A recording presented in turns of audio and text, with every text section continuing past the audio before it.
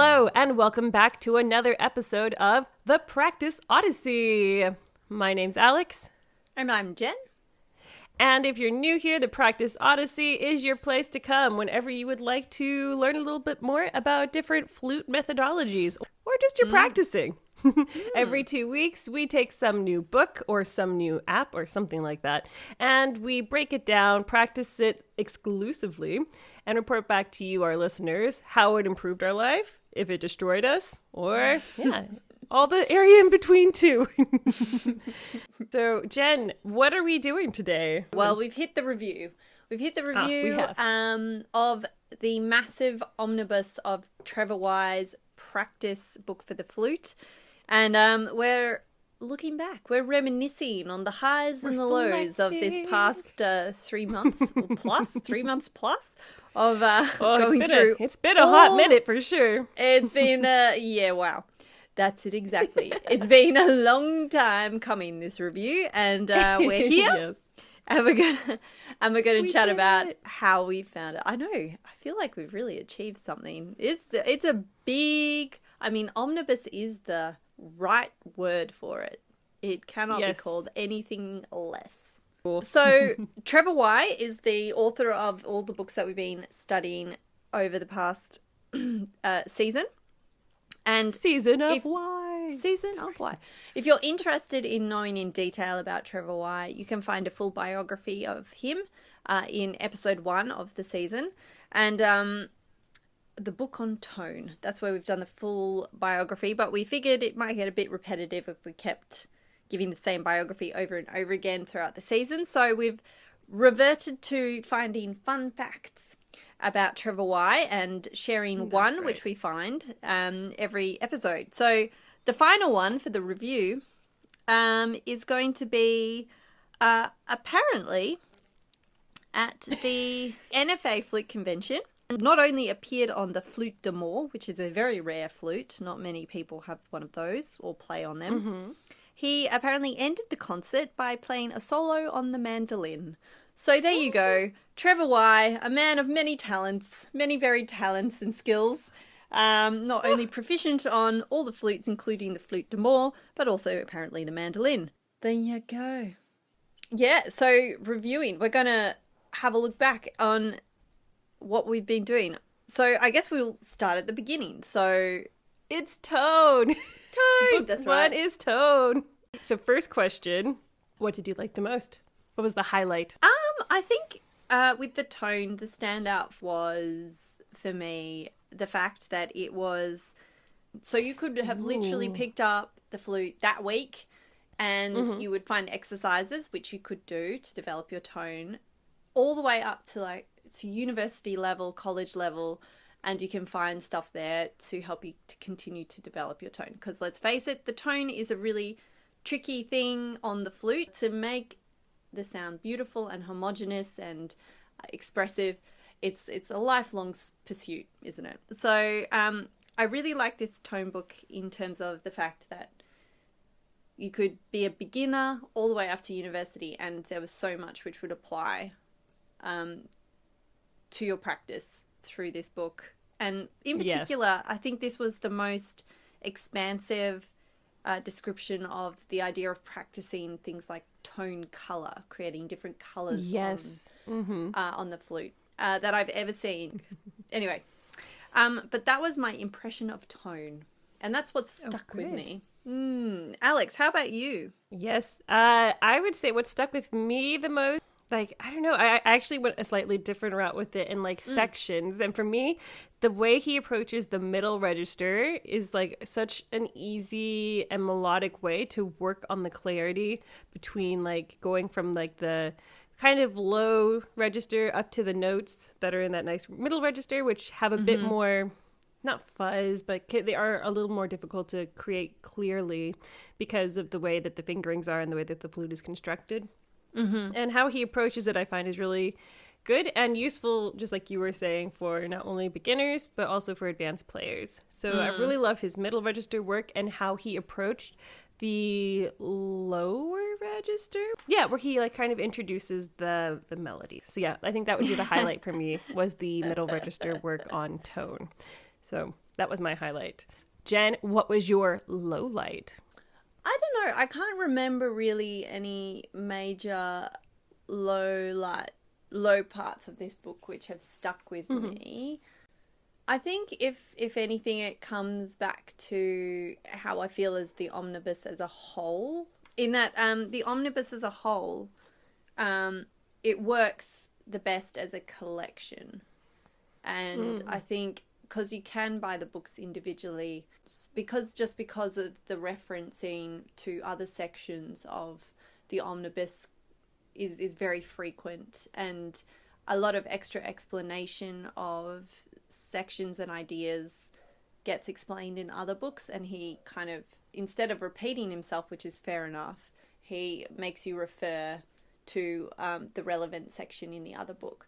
So it's good, but I think in terms of it being a standalone book, you do need the other books as well to refer to get to really, I think, get the most out of this book. But then again, on the other hand, you can get so much out of this book. What about you, Alex? Have any negatives kind of stuck with you? I think while I do like the approach to the middle register, a lot of it, well, it feels like it's a lot like De La Sonorité.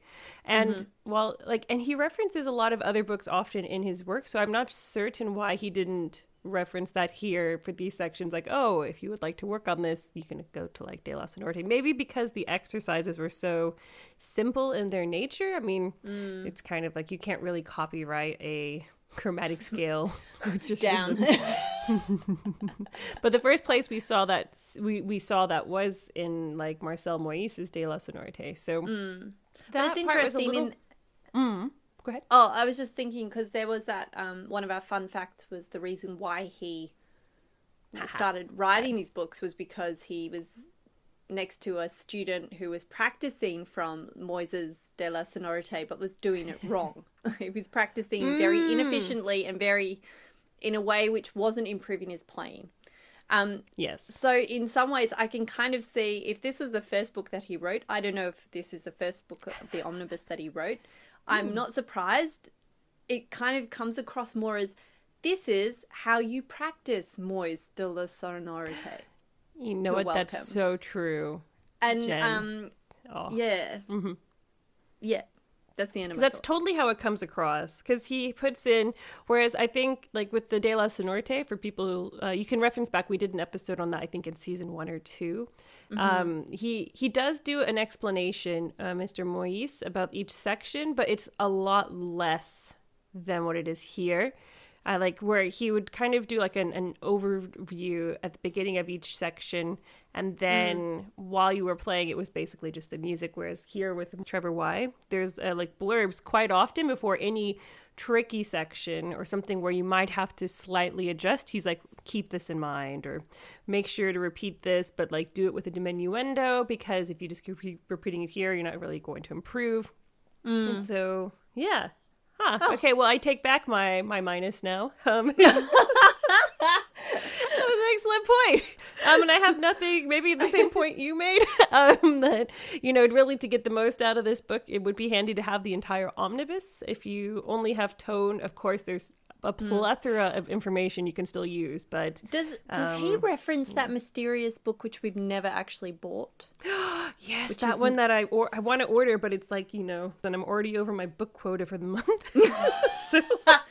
But yeah, there is one on proper flute playing, which we learned about in the very last couple of episodes, which apparently tells you exactly how to structure your practice time based on multiple factors, and gives you suggestions. But yeah, anyways, so I think that was it for my take on book 1 tone. Jen, I guess the final question, are you still practicing from book 1 tone in your daily practice? Yes, I always, this revived it because it had been a long time since I'd played from this book. It was, I think, university I last did it. I like how he starts tone work on the low register. I've always been a fan of that. I know there's schools of thought which kind of encourage the middle register starting there, and Moyes certainly starts from the middle register in his De La Sonorité, but I've always liked the low register. That's personally worked for me. So, yeah, that's been fun. What about you, Alex? Oh, not so much.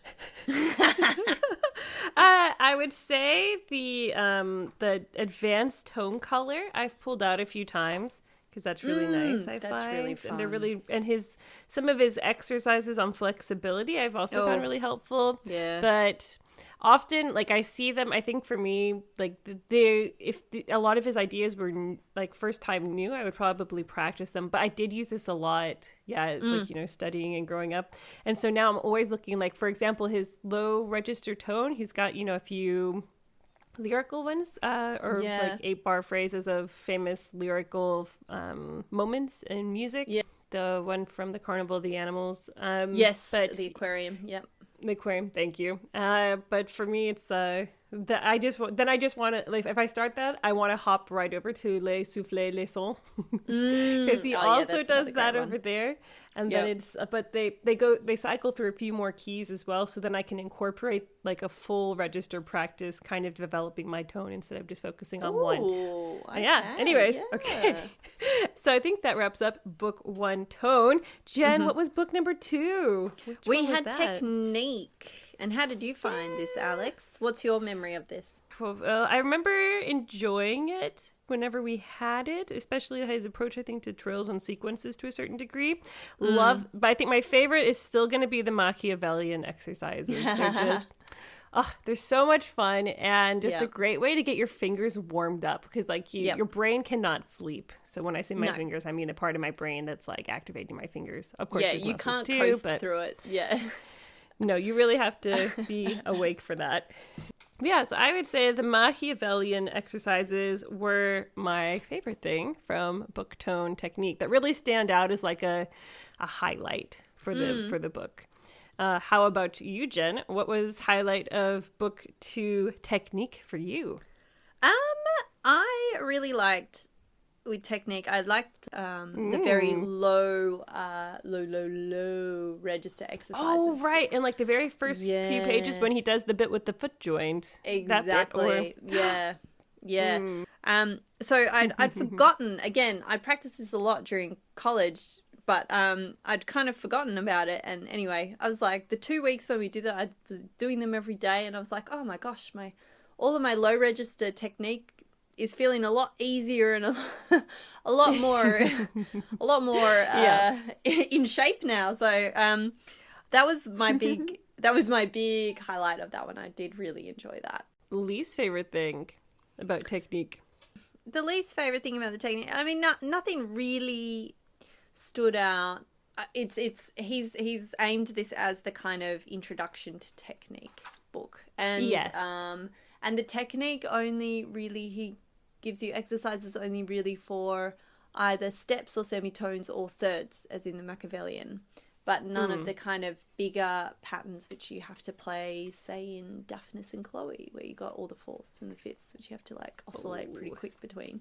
So yeah, that's true. But he hasn't intended this to be the technique book. It's kind of like technique Mark 1, and then you jumping the gun, go to advanced practice where he's got like, he brings out the big guns in terms of technique and it's like cranks it up a couple of notches. So that was my view on technique. But yeah, it's just so good because it's adjustable for your ability. Again, you can be a really newbie on the flute and figuring it all out, and you can adjust these exercises to be within your ability, and then all the way up again to college. Like, you can... Yeah. Really good. How about you, Alex? Any negatives which sat with you? The only negative for me was that the approaching it with any sort of articulation for this technique section, he doesn't really offer too much unless he references another book in the Omnibus. So I think that's my thing. Like you have to have the book in the Omnibus like on articulation if you want to practice your technique with regards to articulation and how it affects that as well. Yeah. He doesn't really touch on it too much whenever he does discuss it. He says, go check out my book 3, I think, Articulation. So that would be my only downside. So it's just that we're missing some stuff. But he puts it in the Omnibus. So if you buy the Omnibus, of course, you're okay. But for those that just buy the technique book, would recommend getting the whole thing. So, okay, then final question, Jen. Did this stay on your stand after we finished our episode? I mean, I've taken inspiration for it, like with the low register exercises. Mm-hmm. But I don't practice those exercises in particular. Yes. I would probably do the ones in the advanced practice book instead. But still, they're very good. Yeah. I think we're going to have a similar verdict. Sometimes I would pop out the Machiavellian exercises just as like a nice warm up to get my, my fingers moving in the morning. With regards to the rest of it, like the patterns we have seen before and the notes that he mentioned, I think are really good for people who are just beginning to study this sort of aspect of the flute. Mm-hmm. But for the more advanced players, they're a little more straightforward. Maybe like, oh yeah, for sure. That sums up book 2. Then speaking of articulation, that brings us over to book 3, and also episode 3, I believe, of our season, Articulation. Jen, what do you think? Now, this book, I believe, like in the Omnibus, it floats along the surface and you bring it into action when you need help with your articulation.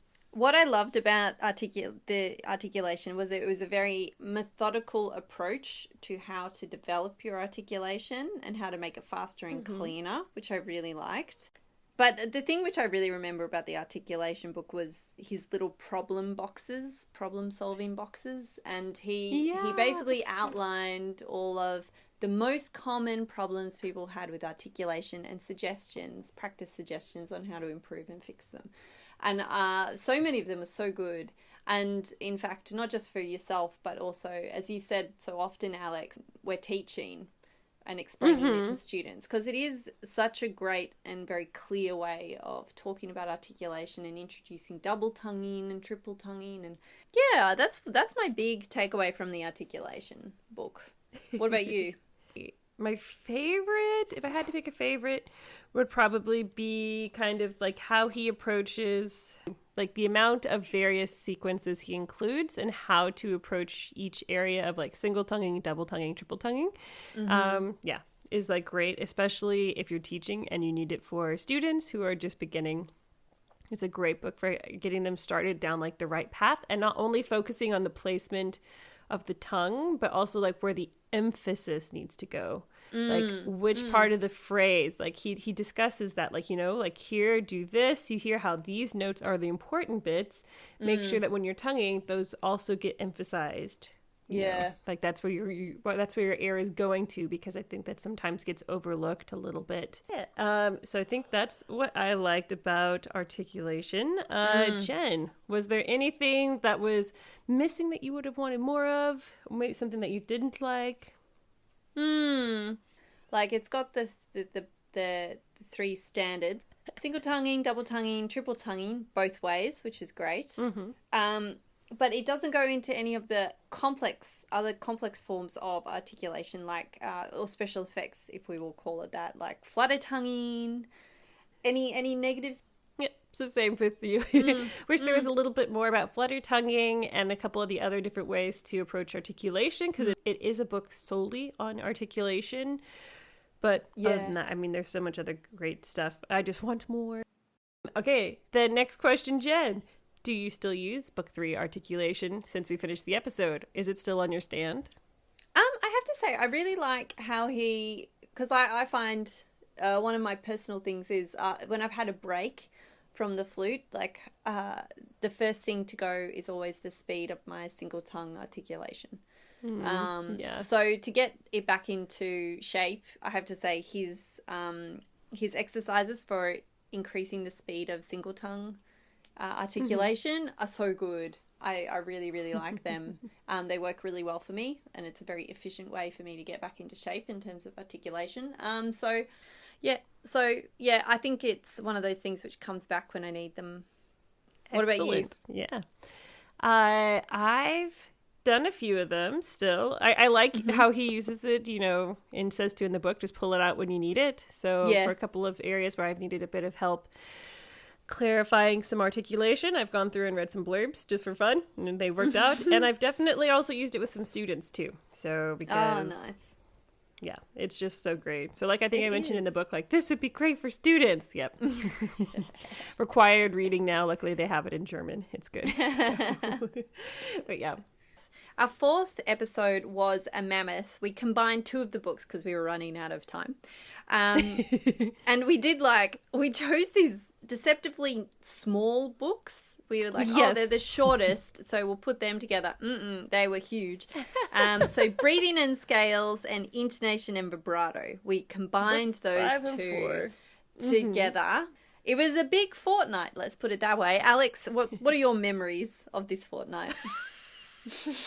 Dare I ask, or have you blanked them out of your memory? Well, I remember fondly reading. Just if I'm going to start, I'll start with the highs. Yeah, let's go with the highs. Fortnight. Yeah.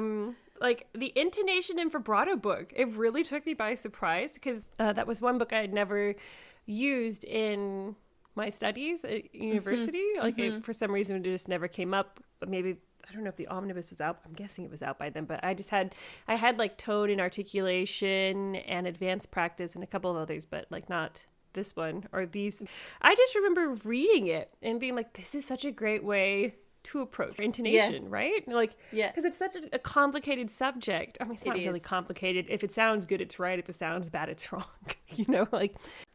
So I remember really just loving sitting next to my piano and trying all of the different things that he discusses, especially in the first few pages, if exercises to check the harmonic series and the overtones and everything. I remember really enjoying that. That was a lot of fun for me.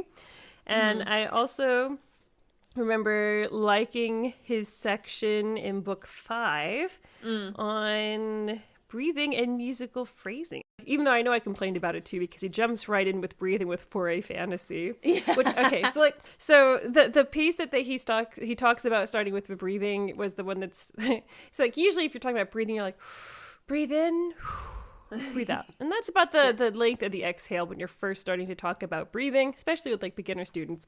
But the piece he has us look at initially is this piece that's la la la la la la la la la la la, and it's that's for beginners playing. Yeah, it's complex. It's on college auditions for a reason. Yeah, that opening just it's to play it beautifully, and because the undernotes as well, that the harmonic series. It was So I thought I really liked it. But I also, anyways, so despite the fact that I know I complained about that in that episode, his guidelines I thought were really nice for how to develop your musical phrases. So I really enjoyed that, his little guidelines. And I come back to that sometimes when I'm struggling with the piece.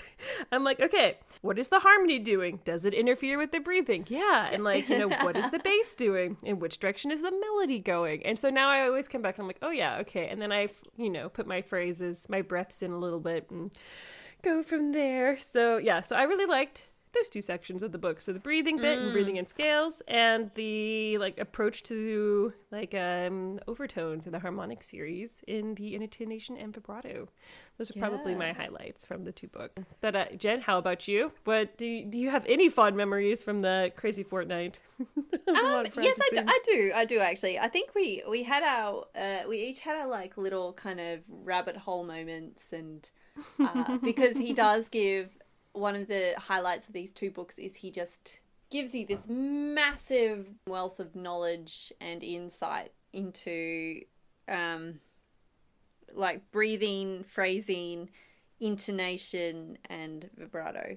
And it's just so much information to absorb and understand. It's one of those books I think you could just reread all the time and find something new or a new way to look at it, a new perspective, a new way to tackle problems. Because let's be real, I mean, breathing, intonation, and vibrato, and scales, sure, A lifetime Odysseys of practice for all flute players. So there's always something to work on in these areas, for sure. The vibrato section for me was, I mean, it was very methodical and a great way of teaching someone how to do vibrato on the flute and make it a really nice, well-grounded vibrato, not like a nanny goat vibrato as he says. But what really I found I got a lot out of was I loved his future prediction of vibrato, because we figured he wrote this in like the 1980s, and he predicts that vibrato is going to become like a lot more subtle in the future and a lot less, and it has. And it has 100%. 100%. And so A, he predicted the future. Well done. So clap. But B, I really enjoyed how he went through how vibrato was treated throughout the centuries and how it was used as more ornamentation, then it would appear in certain parts of the phrases, and then it was used more as a color. And anyway, I just found that really interesting, and it got me thinking a lot more about how I could use vibrato differently in pieces I was playing. That was my big highlight. What about a negative, Alex? Ooh, any a negatives? negative. I think for me, I think, for me the negative was kind of like the scales, if anything. Like, it's not that the scales aren't useful. They're very useful. Everything he says in there is really good. It's just, it wasn't anything new for me. Like, it was stuff that we've, seen in other books. It's pretty boilerplate, I would say. Yeah. So I wasn't as inspired by like other things that he mentions in these two books. And I just remember being like, oh my gosh, I have to do all this practicing. Oh. And like, it's a lot of scales. It is a lot of scales. I'm glad he has a lot of them. It was nice to have them all in one place, but it just, there's other books that do the same thing that are maybe, for my eyes anyways, a little easier to read the way that they like write them. So that was my only minus. Yeah. And it's just a personal preference thing. So I think that was it. Because it's not bad. Scales are super good. And what he has all the like major and the minor set up like, they do in Taffnell and Gobert number 4. He has the expressive scales. He's got major and minor scales, just like basics. And he goes up into a nice high range too, like right up to like C. So he does do a nice range. And then he does like the major, minor, diminished arpeggios, the diminished sevenths. Like the harmonic minors and thirds, the majors and thirds. Like he does cover a whole lot. It's just like, I was like, oh, yeah. Like it wasn't as inspiring as the rest of the books for me. That's the only thing. So it wasn't even really a negative. It was like, oh yeah, okay, I know this stuff. So, if that makes sense. These are all the scales that we should know. Okay, yeah. Yeah. So that was it. And I was kind of sad because some books will put like a quick little like articulation guide at the bottom. Like, here's some ways to like, and he didn't really have anything like that. It's all just slurred, which is fine. And if you know how to like do it, it's no problem. But I do kind of miss the little like, oh, here's some various articulations. So if you want to like work on something else, you have some suggestions. How about you, Jen? Anything that you didn't like in particular or think that could be there that wasn't, something that was missing or could have had more? I mean, I feel like once we started getting into book 5 of the breathing and scales, like at this point it was very much a departure from you will have a very good grasp of book 2 technique before you start this book. The scales section for me did feel like it's nothing new, but then I mean, how do you really reinvent scales? There are scales. It was kind of more like he's bothered to write out. It's like these are the ones that you need to know well, because then you'll have learned most of the patterns which you're going to find in repertoire. So it's just going to make it way easier to learn music. Yeah, so that was my feeling with breathing and scale. It was very much, this was kind of like indicating that we're at the end of the omnibus. We're nearly at advanced practice. Alex, how did you find advanced practice? Oh, yeah. Our last book of the season. Yeah. So also freshest in my mind. Yep. Yeah, I loved it. I thought it was really a great way to, for like all the books before this, it's very much like aimed towards, fundamentals on the flute. I'm going to say that instead of beginners and intermediate players, because like it's topics that can be discussed at any like age level, but I think they're primarily focused. Yeah, they're always relevant. So they're really focused on the fundamentals of proper flute playing. Referencing a book that he should include in the Omnibus. Done. I know. So I think my biggest takeaway that I really enjoyed here was that he does talk about tonguing between the lips, which I think is a really useful articulation style to know on the flute. And that he also has a whole section on like the holding the flute. Yeah, body and hand positions that he talks about, like how your fingers should feel, and that he talks about that. But then of course he references like these are also set aside in proper flute playing, and there's a big beautiful picture in like beginner's practice book for the flute. So I remember really loving that he has that, but come on, you could put the picture in this book too. Don't make them buy the book just for the picture. So anyways, and I remember liking the digital exercises that he has, the 26 digital exercises, because there are finger specific exercises. So if you're saying like, oh, this morning like my right hand third finger is a little lazy and it's a little less responsive, he gives you some ways to like kind of work on that. And as I'm doing that right now, my finger's like it does not want to move very quick. So yeah, I think those were the highlights for me, but overall like just a very cohesive, great continuation of like books 1 to 5 put on in book 6. I really enjoyed that, but that might be more omnibus in general thoughts that we can discuss at the end maybe. But how about you, Jen? What did you think of book 6? Did you have any favorites? I think book 6 was a highlight in that it just seemed to tie the rest of the omnibus together. It was just like what did we describe it in the episode? I think it was like the epilogue. The epilogue of every single book. And just gave you further ideas of how to practice the fundamentals which he'd mentioned in the previous books. And this is where he kind of first really gets quite specific from memory about ways like timing of how you would break up your practice and how much you would allocate to certain aspects of technique. And I thought it was a really nice, it was like a massive compilation of basically all of his hot tips on how to improve your flute playing and how to practice well, and different ideas which you could build on in your practice. So it was a good way to end. Cool. What are your thoughts summing up the omnibus? How do you feel? So my thoughts on the omnibus in its entirety, 235 pages of it, I would say that this is just, I think it's kind of like, it's an omnibus. Sorry. I know Trevor White likes the omnibuses. He also has one for the piccolo as well. But yes, I think it would be just a great book to have like from beginning the flute to quite late in your career. So I would recommend just getting this book as soon as possible, I would say, and just using it as like a reference and as a way to structure your practice in a bit. Of course, maybe get proper flute playing as well. TBD, listen to a future episode, or maybe we talk about that one. Yes, so I think overall, yes, I would definitely recommend the omnibus edition of Trevor White's practice book for the flute, books 1 through 6. However, I'm very sad that this, even though I have the omnibus, I have 1 to 6 of his books. I'm still missing books. I'm still missing the flute playing. Just put the other flute books in there. It's just another 30, 40 pages. We're still going to buy the book, you know? And then I don't have to go and like find another book, and it's all there. So I would like 2 more books in here. I would like the beginner's guide to the flute, and I would like proper flute playing to be included, you know? As like a prologue maybe, and like an epilogue. Epilogue. So that's my verdict. I thought it was very cohesive, very well structured.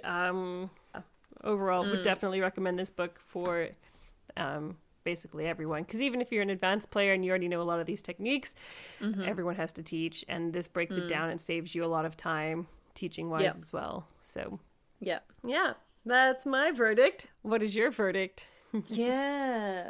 My overall thoughts on it was as you said, it's better as a collection. You need all the books because then you can cross-reference. And yeah, I completely agree with you about how you buy this at the beginning and it's going to be relevant and applicable to you all the way up through university. Like, there's so much here which you can use. Yeah. And it can just be adjusted depending on what you need at the time. And he's got so many examples of how to practice, how to tackle problems, and as you said, the fundamentals of flute playing, which is always relevant. But then saying that as a beginner, I think you'd need to do this in conjunction with a good teacher, which he does put in his forwards of every single book. Is like, of course, this book is not going to replace a good teacher, because I think this could get overwhelming, because you need to know, you need to go to a point where you know what the problem is and then therefore can go and find the solution. Anyway, so yeah, that would be my big thought. It's just so much information. It is. It's amazing. It's like an encyclopedia of the fundamentals of flute playing, and it's such an amazing resource. I mean, this is no surprise that this is one of the flute books. I think that wraps up the season of Why. We hope you enjoyed it as much as we did. That also wraps up season 6. Be back in a few months. So even though the podcast stops, this is usually when we decide to do a big summer project. And I think we have a fun one in the works for this time. So it should be a pretty Will we actually do it this time? I don't know. Will we? This is one that we've discussed doing multiple times, and I think we're both a little daunted by it. But it should be good all the same. So if you're interested in seeing what that is, do subscribe. You can subscribe to us on about every platform where you can listen to stuff, I think. We're on Amazon, we're on Apple Music, we're on YouTube. You can subscribe to us over on YouTube. You can join our community over there. And if you're feeling super lovely and thoughtful, you can leave us a rating or comment on Apple Podcasts. That's really helping us. And yeah, I think that's about it. Music in this episode was written by moi, Alessandra Woods, and the show art is from the ever lovely Ivan Potter Smith. So again, listeners, thank you so much for all of your support and listening and tuning in every fortnight. We can't wait till season 7 this year. Oh my gosh. So yeah, come back for season 7 in a few months. And until then, have a great summer. We'll see you then. Bye. Bye.